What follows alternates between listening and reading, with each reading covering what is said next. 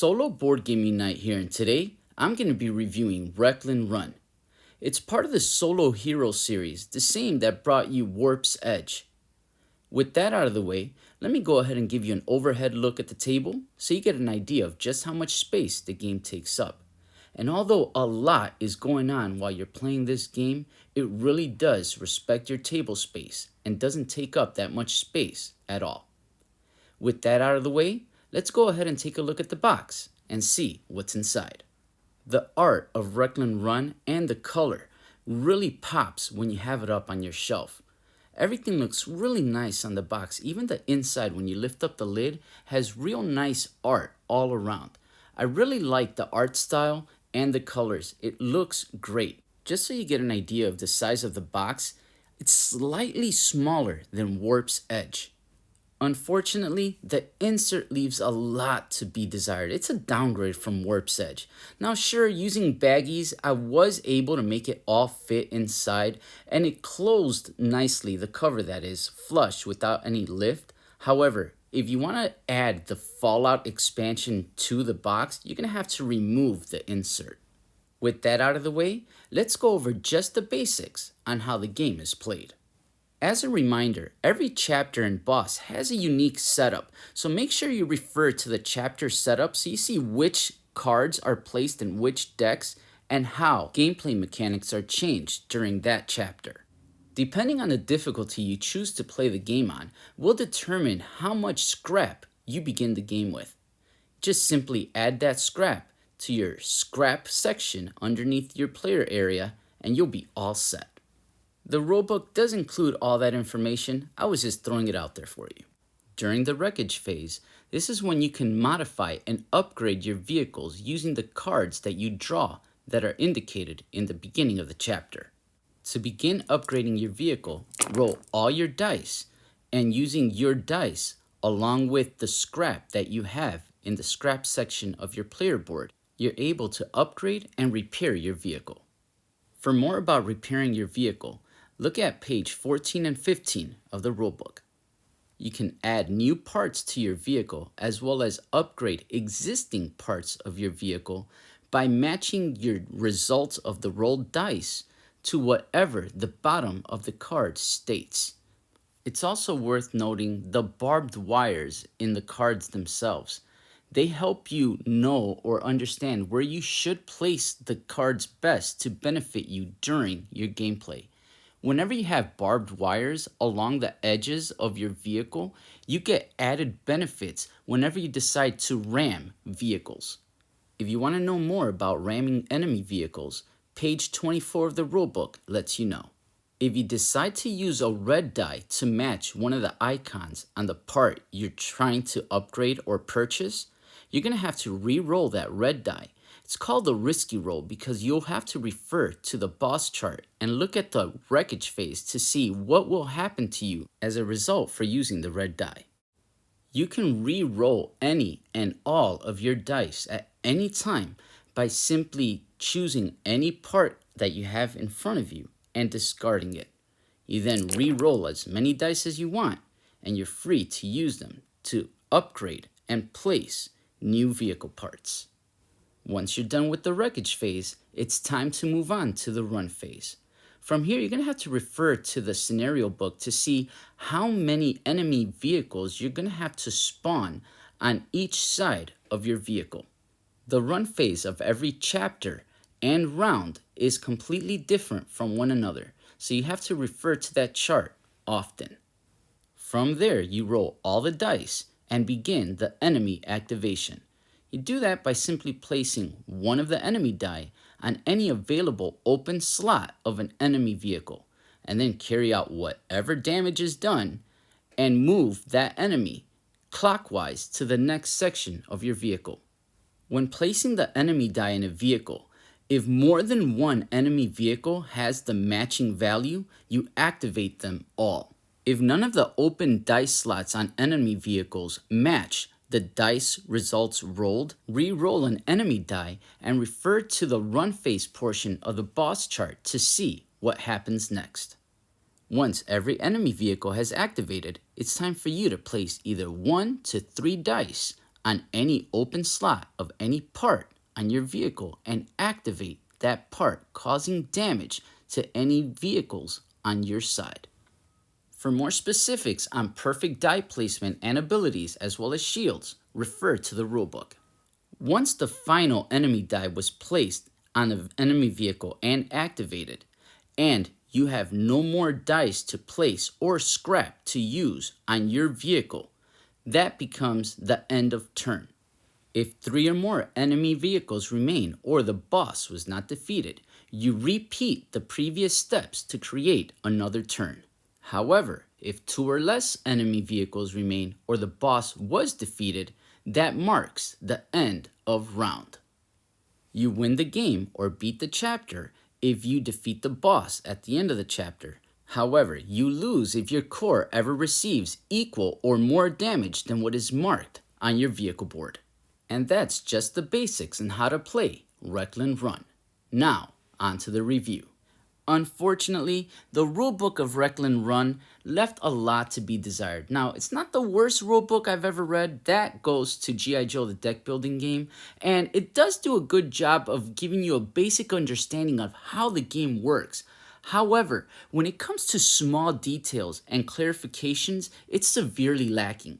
One of the biggest offenders comes in how shields work in the gameplay when it comes to ramming. Nowhere in the book does it let you know what ramming really does. Sure, the example shows you, and if you have an eagle eye, you'll notice by the placement of the damage cubes that ramming actually negates shield, but nowhere in the rulebook is that written. There's a scenario in which you could receive damage on every part that's in a corner of your vehicle. However, reading the rulebook, it states that whenever a part is on the side that receives damage, you simply place damage on that part. But anytime there's an open slot, you receive damage to the core, but not when it specifically states a part. Nowhere in the rulebook is that mentioned. I failed that particular mission many times because of that. And it wasn't until I went to the forums and noticed just how many clarifications were needed in this game that really kind of frustrated me at first. Now, to be honest, I didn't have as many issues as I've noticed and witnessed through this forum, but there are still a lot of clarifications that could have simply been rectified by adding another page or two of simple answers or more detailed information. What I find really unacceptable, however, is when an example included in the rulebook has a printing error. Who proofread this thing? Other than that, it's not the worst rulebook, but it could have been done a lot better. When it comes to the art, theme, and story, Wreckland Run really knocks it out of the park. Everything about this game looks pretty amazing. To be honest with you, if this would have been a Mad Max game, I would have believed it. Because it has that Mad Max feel and vibe, not only in the way it looks in the illustrations, but in the actual gameplay itself. The theme really feels like you're in this post-apocalyptic Mad Max type of world, and it completely works. It actually has a story that's fun to read with options that can actually change the way your vehicle upgrades and your character's ability. It's all really cool stuff. But at the end of the day, it really does feel like I'm a road warrior. And it did that very well. And it used its illustrations, and the storytelling and the writing was actually very well done. It captured the feel of the post-apocalyptic vibe perfectly. I especially like the way scrap was implemented in the gameplay mechanics itself. It's so thematic. It really feels like you're scrapping for parts to be able to upgrade your vehicle, to make your vehicle as strong as you can. It's really cool stuff, and it's just such a thematic feel to the game. It adds a layer that really elevates the experience through its theme. Also, the way each boss has their own unique personality and characteristics that really change up the gameplay itself and what goes on around your vehicle board. It's really cool, and especially when the vehicles start moving around your vehicle, attacking you. It's really thematic. It's really cool looking. I mean, it's ripped out of Mad Max itself. I can't really praise it more than that. It's really well done. You may or may not enjoy the luck of the draw and roll. Sometimes in the wreckage phase, if you end up drawing some really cool and powerful parts cards, it can make your scenario a breeze. That chapter might be really easy depending on the parts that you end up drawing and actually placing on your vehicle.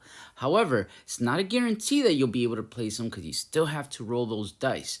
But if everything does work out in your favor, you can end up getting a very powerful card that can be very helpful. However, it does balance itself out because you can actually have the opposite thing happen to you and not get really good card draws.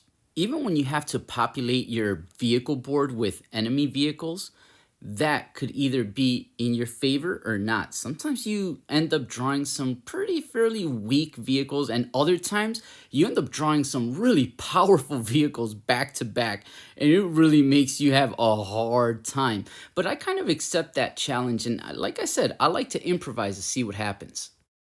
The dice rolls really are going to dictate how badly the enemies are either going to attack you, or sometimes you get pretty lucky and nothing too terrible happens. But once again, it's all going to be up to that luck of that roll. Either way, I still chalk it up to improvising and seeing how I can get out of seemingly impossible situations. There have been times that I have been in a very dire situation and have come out, walked away on top. It's exhilarating when it happens. It happens often, and you just never know with this game.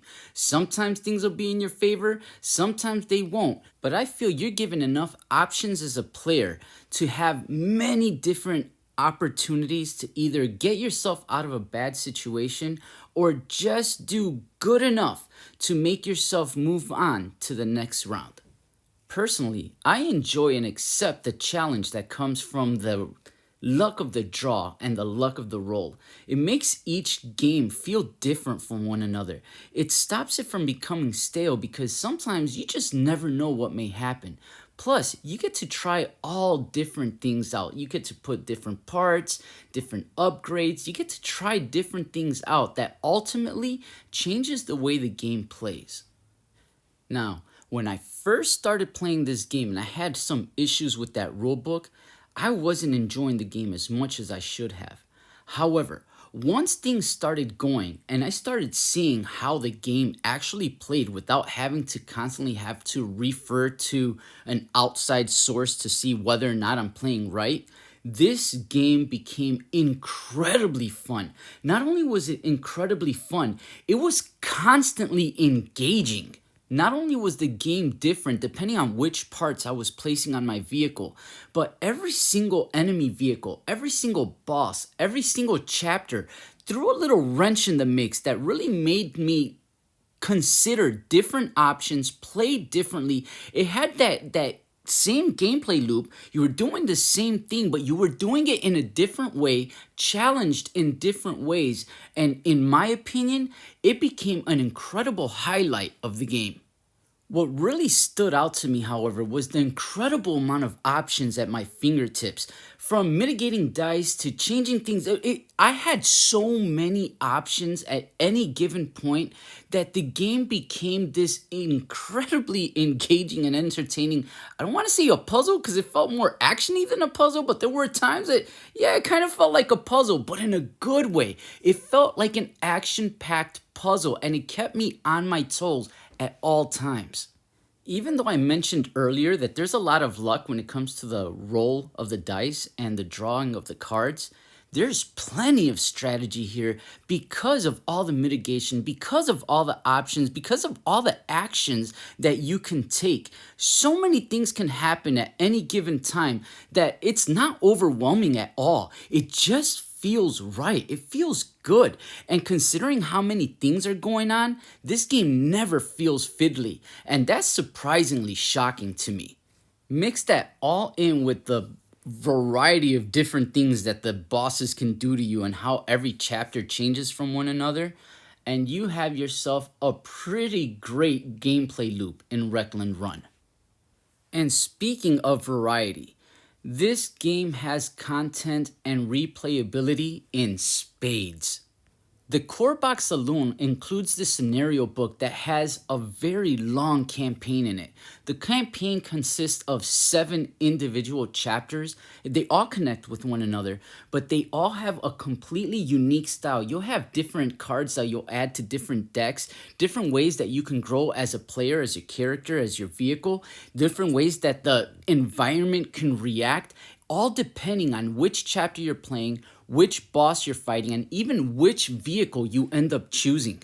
Each vehicle has a different perk, a different way of playing it, and they each include their own set of specialized upgrades that you could add to the vehicles, and it really does change up the way the game feels and the way the game plays. On top of that, there's 4 unique drivers, each with their own unique ability that's specific to them.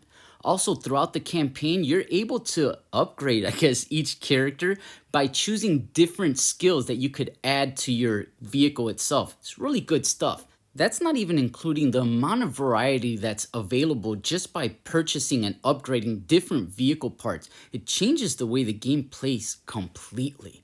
And after you're done with all that, you can add the Fallout expansion, which is going to add another scenario filled with 3 additional chapters that's going to include another way to change different decks, give you different upgrades. It changes the game and gives you even more on top of what's already included. Not only that, you get an additional 2 vehicles as well that handle completely different. They each include their own set of upgrades that you could change the way their parts react as well. It's really cool stuff here. And finally, you'll receive another 2 extra characters with their own unique abilities as well to add a little more flavor. And like I mentioned earlier, you're going to add new cards to the part cards deck as well as the enemy vehicle deck. With or without the expansion, Wreckland Run offers an incredible amount of variety and replayability. Highly recommended. In closing, Wreckland Run had a rulebook that really left a lot to be desired. It had a few errors in there that could make it difficult for newcomers to the game to actually learn how to play the game. Apart from that, there was a lot of information that I think was left out and some rules that could have used a little bit more clarification without the need of going to another source to find the answer. The theme, art, and story really carried this game very far. I thought that the story was very well written, entertaining, and it was illustrated in a way that really made it fun to just make your way through the scenario book.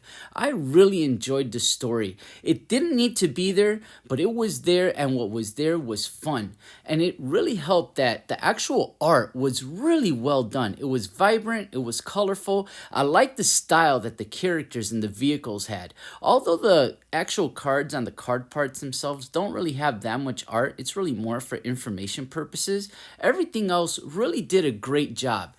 The post-apocalyptic theme really shined in this game. It had that Mad Max feel. I felt like I was a road warrior, and it actually blended in with the actual gameplay mechanics itself when it comes to things like scrap, for example. Very well done, highly enjoyable. Some may find an issue with the luck of the draw and the luck of the dice rolls. For me personally, I felt that it was thematic. I felt like I was a road warrior for real. Imagine looking for scrap and sometimes only getting mediocre scrap, or other times walking away with something really worthy to add to your vehicle. That's what it felt like. And when it came to the actual enemy activations themselves, they were erratic and spontaneous, just like they would be in the post-apocalyptic setting. I personally enjoyed it. But what made it really worthwhile were the amount of options and strategy available to you. Very top notch. The gameplay loop was constantly enjoyable and addicting. It didn't matter if I was doing the wreckage phase or the run phase.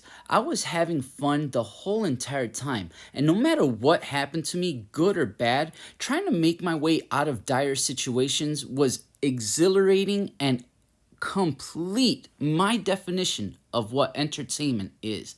I had a blast with the gameplay loop and I never felt tired or bored. And finally, when it comes to the content and replayability, I think there is more than enough to satisfy any solo gamer. It has so much content.